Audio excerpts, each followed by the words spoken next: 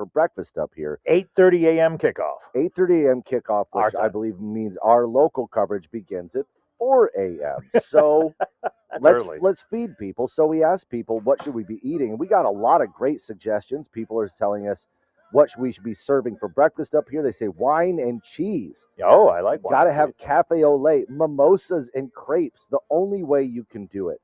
Here's a text that says, first we should be praying, then we should have some champagne, croissants, amazing cheeses, and caviar from France. French fries, scrambled eggs, French toast. French fries are not French. Yeah, I don't know. Well, that would still be a good breakfast, though. Wouldn't it? Scrambled eggs over French fries? I'd eat that. Absolutely. Sounds pretty good to me. Here's one that says French toast, but I guess in France they just call it toasts. My wife's family that is hilarious. With French roots calls it lost bread. I've heard about lost bread. And I mean, there's a French term for that. I don't know what does it mean? Well, it's the bread that was no longer good to make sandwiches. So it was lost, but you dip it in eggs and sugar and put it in a frying pan, and now it's scrumptious. You know, back in the day, you couldn't afford just to be throwing out bread because it was a little stale or a little old. I mean, you had to figure out a way to eat that. A couple more. Here's one that says, for breakfast in France, have cream cheese croissants and cafe au lait. Another says hard-boiled quail eggs with coffee and croissants. How big is a quail egg? Quail eggs are pretty small. I mean, it's like a golf ball, maybe a little bit bigger than a golf ball. So smaller than chicken eggs. Yeah, certainly. I'll leave you with this one, Dave. It's maybe the worst and most French suggestion in here. Somebody says, when the Saints are playing in France on October 25th for breakfast here at WWL, we should have coffee and cigarettes. You can't smoke in here. And armpit hair. Oh my God! I'm gonna think of all the disgusting French things. Yes, the most French things we could possibly get. Thank you, Dave. Appreciate you so much. When we come back, we'll be speaking to Doug Sunseri about what in the hickety heck is going on between Cantrell, Vappy. Their defense strategies are shaping up as their legal troubles are deepening. We'll be back with attorney Doug Sunseri, host of All Things Legal here on WWL. Thanks for being with us. I'm Ian Hoch, sitting in for Tommy. We'll be right back after this.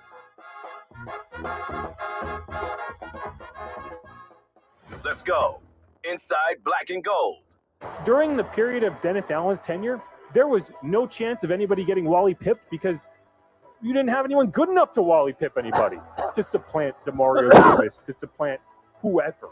Now you do. And that's what creates a pathway to not only get to the playoffs, but potentially get to the playoffs and then feel like there's more to build after that. Follow Inside Black and Gold on the Odyssey app or wherever you get your podcasts. Everybody's talking about the big, beautiful bill, and it's game-changing for taxpayers. Hi, this is Kerry Bryson with the Bryson Law Firm. We've read the bill, and if you've been putting off a tax problem, it's time to call the Bryson Law Firm and get it resolved. This new legislation could give you a chance to get things straight with the IRS. Whether it's getting caught up on unfiled returns or negotiating IRS debts, there are a lot of new deductions and opportunities in the big, beautiful bill, and the Bryson Law Firm knows how to use them strategically. We've been staying on top of the tax changes in the big, beautiful bill, and we're ready to help our clients take full advantage. So if you owe back taxes or haven't filed returns in years, it's time to call the Bryson Law Firm and finally resolve your tax issues. Remember, if you have tax problems, you have legal problems. Call the Bryson Law Firm. Our headquarters are in Lafayette, and we have offices statewide. Or visit BrysonLawFirm.com to schedule your free consultation with your local tax resolution law firm. The Bryson Law Firm.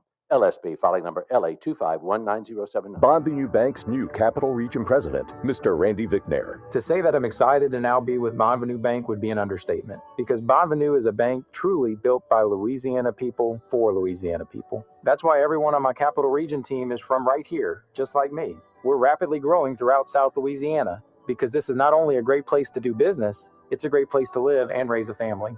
Bonvenue Bank, built to be here. I'm Randy Vicknair, and I'm proud to be a Bonvenue banker. Craving something fresh, bold, unforgettable? Step into Biblos Mediterranean Food, where freshly grilled kebabs, delicious seafood, perfectly seasoned shawarma, and daily made hummus bring the Mediterranean to life.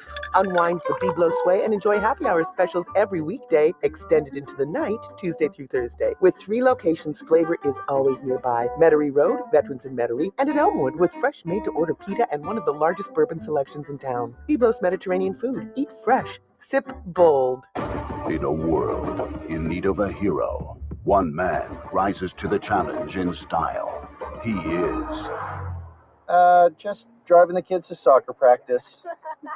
Make every day feel epic in the all-new Hyundai Palisade Hybrid with up to an EPA-estimated 619 miles of range on select trims, advanced tech, and class-leading interior space. Visit HyundaiUSA.com or call 562-314-4603 for more details. And hey, come on, no cleats on the seats. This is the story of the one. As a maintenance tech at a university, he knows ordering from multiple suppliers takes time away from keeping their arena up and running. That's why he counts on Grainger to get everything he needs, from lighting and HVAC parts to plumbing supplies, all in one place. And with fast, dependable delivery, he's stocked and ready for the next tip-off. Call 1-800-GRAINGER, click Grainger.com, or just stop by. Grainger, for the ones who get it done. 844 here on WWL. The federal case against our former mayor, Latoya Cantrell, and her former bodyguard over there, Jeffrey Vappy, is moving towards a trial. There's new filings that are giving us a better look at how the defense may try to fight this case. Joining us on the line right now is Doug Sunseri. Doug, nice speaking with you. Good morning. Good morning, Ian. How are you doing, man? I'm doing good, doing good. Tommy's gone home for the day. I'm going to sit in here and do my best to fill his big shoes. Well, why don't you tell us what you see as kind of the most important, newest development in this case, man? What do you need people to know about this? Well, they're in the pretrial portion of the trial, where the court sets the rules as to what evidence can come in and what evidence cannot come in. And so what they're trying to do is the Cantrell and Vappy camp is trying to keep certain things that are politically embarrassing out that may not be a crime, but they're saying we don't want you to slime the Mayor Cantrell, or former Mayor Cantrell, with a bunch of embarrassing type of facts that do not have a bearing on criminal intent. And they're saying we want to keep out evidence, even though it may be probative, it may be relevant out, because the prejudicial effect of sort of, I'm going to use the word sliming her, but making her look bad outweighs the benefit of having that evidence come in. So they're saying is a lot of things she has done, they acknowledge, is politically embarrassing, probably politically unwise. But we don't want that evidence in because that may be tainted with whether she had criminal intent or not. So what they're trying to do is set some rules from the defense perspective, is to say, let's keep some of this highly emotional and politically embarrassing information out because we think that's too prejudicial. And I think Vappy's position is, hey, this is a food fight between the city U.S. attorney and Mayor Cantrell. I'm just sort of a bystander here. So they're sort of setting the rules as to when they go to trial, what information can get in and what information stays out. So the stuff that they're trying to keep out, that's stuff we already know, right? As a news-consuming public, like we already kind of know what these things are. Is this stuff that was never really reported on? No, it's mostly what's been reported on. And, it's really difficult because if they're going to question the jurors about what they know and don't know, and they're going to say, have you heard politically embarrassing information about Mayor Cantrell or former Mayor Cantrell? And they'll say yes or no. If they say yes, are they going to say, well, are you able to separate that from criminal intent? So even though they may say yes, it's hard to unring the bell. So that's going to be tough, and that's why they're probably going to go through a lot of jurors through jury selection to get maybe get some of those jurors who heard this information before and would likely consider that, even though it may not be part of the criminal intent that's necessary to convict former Mayor Cantrell. Man, I was seated on a jury last summer in an assault case, a simple assault case, and I just thought that whole process was so fascinating. Everything you got to go through to get through the voir dire, and then you get seated on the jury, you get to hear everybody. I don't suppose that I would have a chance of getting seated on this jury because I know too much, right? I mean, that's the kind of thing they're trying to sort that out from the jury, people that have already, formed opinions about these of individuals.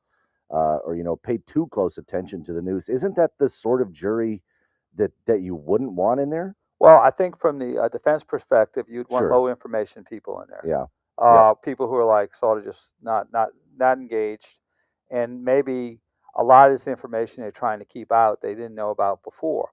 Now, you would not want a highly engaged person who is very into the news and into the civic minded in this as a juror. Now, unfortunately, some will end up in that way because you only have a certain amount of exclusions. Right. But that would be the defense, is to have low information people from the defense to be on the juror. Okay, speaking of the defense strategy, to what degree are Cantrell and Vappy aligned? You know, are their strategies going to differ or conflict in any way, or are they really just kind of operating as one unit in this trial? No, I think they're diverging, and I think in the pretrial filings there's a divergence because basically former Mayor Cantrell is saying, "Look, I've done some politically embarrassing things and made some bad judgment, but that's not criminal intent." And basically, Vappy is saying, "Look, man, she's the mayor. She was my boss. I just did what she said, and that's y'all's fight. That's not mine. I'm just a police officer who was instructed to be a bodyguard for her, and I'm being swept into this mess." How important is that? You know, and we have to use alleged. How important is that alleged personal relationship to the sort of legal theory here? You know, that's interesting. I don't know if they're going to acknowledge it or not. Or they might try to say, we were having a relationship, but we were not having a relationship. It's the classic, what is mean, type of thing. Yep. And so I think they're going to parse that out so that when they say you have a couple of portions of it. One, if they establish it as a romantic relationship, you can show that city resources, misuse of public money, and obstruction was based on the fact they were trying to conceal this relationship. So that could be relevant for that. The other aspect of it is they're saying when we asked if you had a romantic relationship, both of y'all denied it, and that's a crime in itself when you tell a lie to the FBI. So they're going to start saying, well, what did you mean by romantic? Maybe I was romantic before, but not today. And so they're going to get into parsing that out, and so that's a difficult way for the defense to portray this, but I'm sure they just got to create reasonable doubt, and they just need to get a couple of jurors to get that reasonable doubt to get a hung jury. So that's what the goal is just to get a couple of those jurors to say, to have reasonable doubt. Maybe you get a hung jury, which would probably be a win for both Vappy and Cantrell. Sure. All right, Doug, when we come back, I want to ask about what do you think may happen if a guilty verdict is reached? Like, what kind of future are these two looking at? My guest is Doug Sunseri, attorney and host of All Things Legal. I'm Ian Hoch, sitting in for Tommy Tucker. If there's anything you want me to ask Doug, shoot me a text, 504-260-1870. That is, of course, the Oakland Art Jewelers talking text line. Let's get in a look at morning traffic with Endless Joe Cardosi. Joe, what you got? From the Acadian Windows and Hurricane Shutters WWL Traffic Center, here's your look at the roadways. The Bonnie Carey Spillway is moving fine as you head in from LaPlace, but I-10 still slow going between Williams and Veterans as you head from Kenner to Metairie. Causeway's looking good too, and from the North Shore, and it's all clear across the twin spans as you head in from Slidell, and smooth sailing across the high rise as well. There's a major accident with a vehicle fire around the 610 split. Traffic is closed at Elysian Fields, so you may need to take the Sheffman Tour Highway to the Danziger Bridge if you're looking to go towards the east right now. The Pontchartrain Expressway is a bit slow going overall. You're seeing the heaviest of that traffic around Carrollton right now. As you head toward the CBD from the east on I-10, it's slow going around St. Bernard Avenue. It stays that way till you reach downtown. It's a bit slow going across the Crescent City connection as you head in from the West Bank as well, but you're still moving there. Smooth sailing in both directions across the Huey P. With your look at traffic, I'm Joe Cardosi. Get the WWL shows you love delivered to your phone free. Download the Odyssey app and follow your favorites. Tommy Tucker, Newell Normand, Scoot. Listen when you want, how you want, or tell your smart speaker, play WWL. This traffic report is brought to you by the Good Feet Store. I'm back to doing what I love and more, thanks to the Good Feet Store. Don't let bad feet stop you from being active and getting healthy. Trade in your bad feet for good feet at the Good Feet Store. WWL is proudly sponsored by Dudley DeBosier Injury Lawyers. Call 444-4444. That's 444-4444. Non-attorney spokesperson, Chad Dudley, New Orleans. This is Kevin Mamahat. For most of us, the largest single purchase we'll ever make is when buying a home. That's why thousands of homeowners each year choose to protect their largest investment with Rhino Shield. Rhino Shield is the only international architectural ceramic coating that gives residential and commercial owners peace of mind. Along with our 25-year warranty, our ceramic coating reflects the ultraviolet rays we experience here in Louisiana, Mississippi, and Alabama, keeping your home cooler with less strain on your air conditioner. And it's more affordable than you think. So give us a call for your free estimate, 504-407-2222, or visit rhinoshieldmidsouth.com. Call now and you can get the guaranteed protection of Rhino Shield for 20% off the regular price. 407-2222 or visit rhinoshieldmidsouth.com. No paint, don't Rhino. Go Rhino Shield. Never paint your house again. Rhino Shield. At Evans here, they help you beat the books with Westwood One Sports. On this whole day, let's do it for her. The Pirates' O'Neal Cruz is batting ridiculous .340 with a .985 OPS versus lefties. Box stepping against Colorado's Jose Quintana. He should bring the bop. Give me Cruz over 1.5 hits plus runs plus RBI, no matter the juice. Bet smarter, beat the books. Download the BetMGM app today. My dad passed away unexpectedly. Of course, it was awful in every way, but we are very grateful that he had life insurance. So even after he was gone, he was still able to provide for us. And that's why I have life insurance for my family. Ethos.com. They make it fast and easy to get covered. It's 100% online. You get a quote in seconds. You can apply in minutes. You get covered the same day. Get your free quote at ethos.com/game. That's ethos.com/game. Paid spokesperson. Time spent on application may vary. Online health questions required. Rates may vary. Are you missing one or several teeth? This is Bobby Hebert. Dental implants from Louisiana Dental Center can restore your smile. They're designed to look, feel, and function just like your natural teeth. And with proper care, they can last for years to come. With 20 locations throughout South Louisiana, Louisiana Dental Center is the proud partner of our beloved New Orleans Saints and the LSU Fighting Tigers. To learn more about dental implants or to schedule an implant consultation, call or visit LouisianaDentalCenter.com. Termites? Termites? You talking about termites? Hi, I'm Jim Mora. Call Terminix to rid your home or business of roaches, rats, mice, spiders, and termites. Call locally owned Terminix today for a free inspection. Rev delivers fiber-powered technology for your home and your business. Call or click today.